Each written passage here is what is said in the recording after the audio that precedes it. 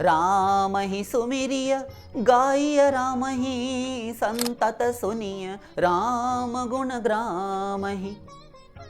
राम को सुमिरो, उनका स्मरण करो, राम को ही गाओ, उन्हीं के लीला गुणानुवादों को, और लगातार उनके गुणग्रामों का गायन करो, उनका कीर्तन करो, भगवान से प्रेम करो। फिर कहा जप तप नियम योग निज धर्मा श्रुति संभव नाना शुभ कर्मा दान दया दम तीर्थ मज्जन जहाँ लगी धर्म कहे श्रुति सज्जन आगम निगम पुराण अनेका पढ़े सुने कर फल प्रभु एका। क्या? तव पद पंकज प्रीति निरंतर सब साधन कर यह फल सुंदर। लीजिए, वशिष्ठ जी ने श्री राम से उत्तर रामायण में कहा था कि जितने भी जहां तक वेद शास्त्र श्रुति स्मृतियों में जहां तक धर्म कहे गए हैं, दान यज्ञ तपस्या व्रत इंद्रिय निग्रह मन पर कंट्रोल, तीर्थों में जाना, प्याऊ पोंसले बाग बगीचे लगवाना, इष्टापूर्त कर्म करना, यज्ञ दान हवन करना, सब कुछ परोपकार के कार्य, ये कर्म कांड आदि का पालन, तपश्चर्याएं, इन सब का फल केवल एक, तव पद पंकज प्रीति निरंतर, आपके चरण कमलों में निरंतर प्रेम होना। वशिष्ठ मुनि, वशिष्ठ महर्षि, ब्रह्मर्षि, जो दूसरे ब्रह्मा के स्थान पर हैं, वे कह रहे हैं, जिन्हें श्री राम के मनुष्य लीला में, भौम लीला में गुरु होने का गौरव प्राप्त है। फिर कहा श्रोतव्य कीर्तितव्यश्च स्मर्तव्यश्चेच्छता भयम। भागवत, श्रोतव्य, भगवान की लीला गुणानुवादों को सुनना चाहिए, भगवान की कथा चर्चा जैसे अभी आप सुन रहे हैं, यह श्रवण भक्ति है। कीर्तितव्यश्च, भगवान का कीर्तन करना चाहिए, भगवान के नामों का कीर्तन करना चाहिए। स्मर्तव्य, फिर कहा स्मरण करना चाहिए। फिर कहा आलोड्य सर्वशास्त्राणि विचार्य च पुनः पुनः इदमेकं सुनिष्पन्नम ध्येयो नारायणो हरि। लिंग पुराण, मत्स्य पुराण, दोनों में ये श्लोक आपको समान रूप से मिल जाएगा।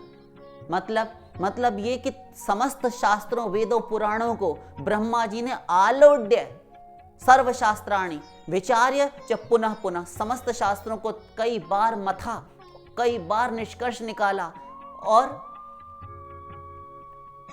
बार बार विचार किया और तब एक निष्कर्ष दिया। क्या?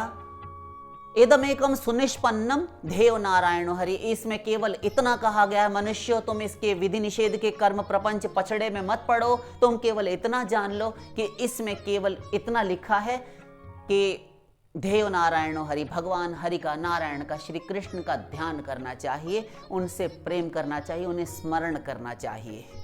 तो सब कह रहे हैं कि भगवान से मन से प्रेम करो, उन्हें अपना मानो, उनको अपना मानो, उनके लिए रो, उनके बनो, उनके लिए छटपटाओ, उनके मिलने के लिए, उनके दर्शन के लिए, दर्शनों की लालसा व्याकुलता बढ़ाओ। तद विस्मरणे परम व्याकुलता, नारद भक्ति सूत्र, देवर्षि नारद कह रहे हैं। तो उनके लिए तड़पो, छटपटाओ, मिलन की व्याकुलता पैदा होनी चाहिए, वो मीठे लगने लगे, वो अपने लगने लगे, वो प्यारे लगने लगे, उन्हें नेत्रों में, इस मन में, हृदय में बसा लो। भगवान को मन में बसाओ, हृदय में बसाओ, नेत्रों में बसाओ, रोम रोम में बसाओ। और भगवान रोम रोम में कैसे बसेंगे? नाम जपने से। भगवान का नाम लेना चाहिए प्रीतिपूर्वक, स्मरण पूर्वक। जैसे मणि बिना नाग की और जल बिना मछली की सी दशा हो जाती है, ऐसी ही दशा आपकी हो जानी चाहिए। युगायितम निमेषेण चक्षुषा प्रावृषायितम शून्यायितम जगत सर्वम गोविंद विरहेण में। एक एक पलक युग के समान लगने लगेगा और सारा संसार शून्य, खारा खारा लगने लगेगा, खारे समुद्र के जल से भी अधिक गया बीता, ऐसी दशा आ जाएगी। वैसा दिन कब आएगा? श्री कृष्ण के स्मरण को करते हुए जब मैं उनका स्मरण करूंगा, तब वो दिन कब आएगा जब उनसे मिलने के लिए मुझे व्याकुलता, एक तड़पन पैदा होगी। गौरांग महाप्रभु कह रहे हैं। और ये सब नहीं हुआ, तब फिर उन बाबा जी के अनुसार ये जो 10 बार आपको स्नान करने के लिए बताए रहते हैं कि हमारे गुरुजी ने ऐसा कहा है, उन्होंने ऐसा कहा है, तो फिर वो ब्रह्म मुहूर्त में उठकर जागकर आपको, ठीक है ब्रह्म मुहूर्त में जागना चाहिए, किंतु ब्रह्म मुहूर्त में उठकर स्नान करो, ये करो वो करो अगर कहते हैं तो वो ब्रह्म मुहूर्त में उठकर स्नान क्या करेगा, उसी का ब्रह्म उड़ जाएगा।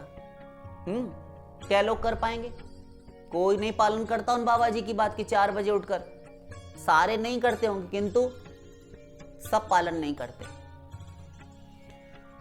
ये सब नहीं हुआ तो फिर नहाते रहो 10 बार, क्या होता है? मछली 8 पहर सारा जीवन जल में ही जन्मी, जल में ही उसने अंडे दिए, जल में ही पली बढ़ी, उसी में मर गई। 8 पहर नहाई किंतु जब निकाला तो दुर्गंधित निकली। मछली की बदबू नहीं जाती, उसमें से घोर दुर्गंध आती है। क्या होता है गंगा नहाने से?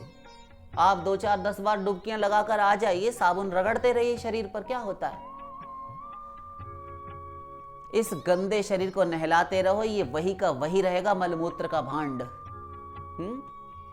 इसमें कुछ भी नहीं है। अत्यंत मलिनो देहो नवच्छिद्र समन्विता, मल मल धोए शरीर को गया न मन का मैल, नहाए गंगा गोमती रहे बैल के बैल।